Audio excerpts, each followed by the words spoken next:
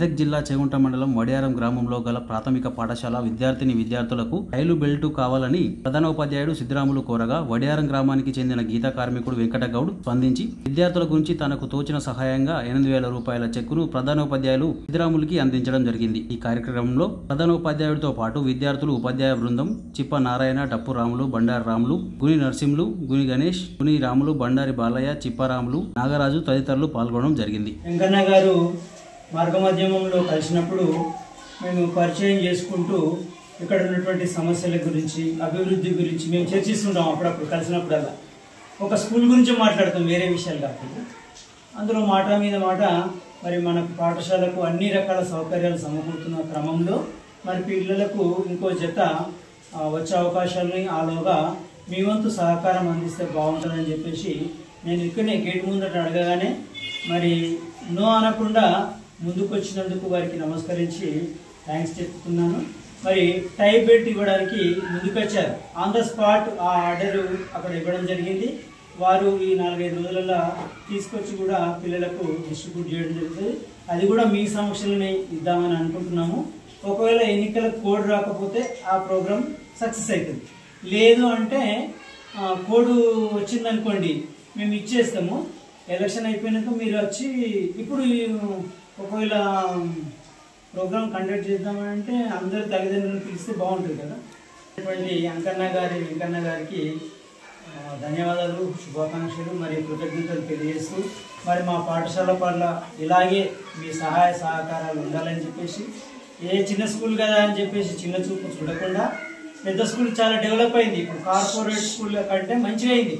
ఎవరు కూడా మా దగ్గర చదువుతున్నటువంటి పిల్లలు వేరే ప్రైవేట్ స్కూల్కి వెళ్ళడం లేదు, ఇక్కడ ఉన్నటువంటి హై స్కూల్కే కానీ లేదంటే ఒకవేళ సీట్ వస్తే మోడల్ స్కూల్కే కానీ వెళ్తున్నారు తప్ప ఎలాంటి ప్రైవేట్ స్కూల్కి వెళ్లకుండా మా వంతు మేము కృషి చేస్తున్నాము। పిల్లలు కూడా అన్ని రంగాల్లో ఒక చదివే కాకుండా పాటలు మొన్న బోనాల పండుగ సందర్భంగా కూడా వీళ్ళు విభిన్న వేషాలు వేసుకొని మరి చక్కగా ప్రదర్శించారు। వాళ్ళు లోకల్గా చూస్తుంటారు కాబట్టి అక్కడ ఉన్నటువంటి అంశాలన్నీ కూడా ఇక్కడ డిస్ప్లే చేశారు। ఈపీఎస్ పాఠశాల ప్రధానోపాధ్యాయులు సిద్ధరాము గారు మరియు గురుదేవ బృందం అందరికీ కూడా పేరుకొని నమస్కారం।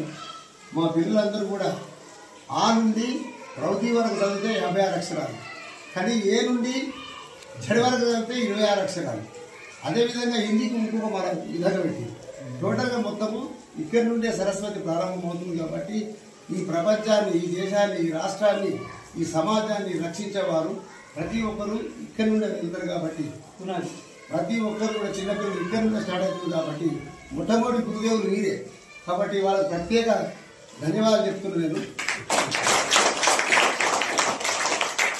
ఆనాడు 1972వ సంవత్సరంలో ఫస్ట్ నేను పెట్టుకున్న రోజు మా గురువు దేవుడు యాద చేసుకుంటూ మాకు చదువుకున్నంత కాలంలో మా గురుదేవులు ఏం చెప్పారంటే సమాజం, కళాకారులు, విద్యాలయము, దేవాలయం ఇవి మరవద్దు అని మా గురుదేవులు చెప్పారు। కాబట్టి మాకు విద్యను అభ్యసించిన గురుదేవులందరినీ జ్ఞాపకం చేసుకుంటూ వారి పేరిట, మా తల్లిదండ్రుల పేరిట నేను ఈ ఆర్థిక సహాయం మన ప్రధానోపాధ్యాయులు కోరేది కాబట్టి ప్రతి పిల్లవారికి ఒక టైం బెల్ట్ ఉండాలి, గ్రామంలో వారికి ఫోటో కూడా ఉంటుంది అని నాకు తెలియజేసింది। కాబట్టి వారికి తప్పకుండా నేను ఈ 8,000 రూపాయల చెక్కును అందజేస్తున్నా। ఈ 8,000 నుండి అన్యదా భావించడం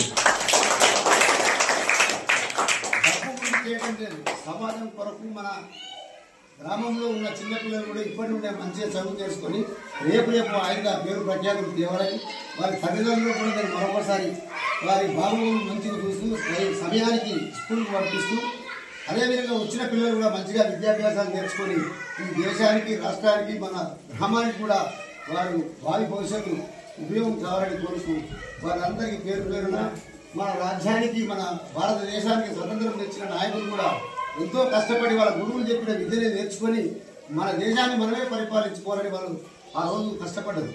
ఈ రోజు మనం కేవలం చదువుకొని మనంతా మనం బతుకు జరుగుతుంది। కాబట్టి ప్రతి పిల్లవారు మంచిగా చదువుకొని వాళ్ళ గురుదేవులను, ఈ గ్రామాన్ని, ఈ సమాజాన్ని కూడా కాపాడతారని అందరికీ మనసు నుంచి పేరున ధన్యవాదాలు చెప్పి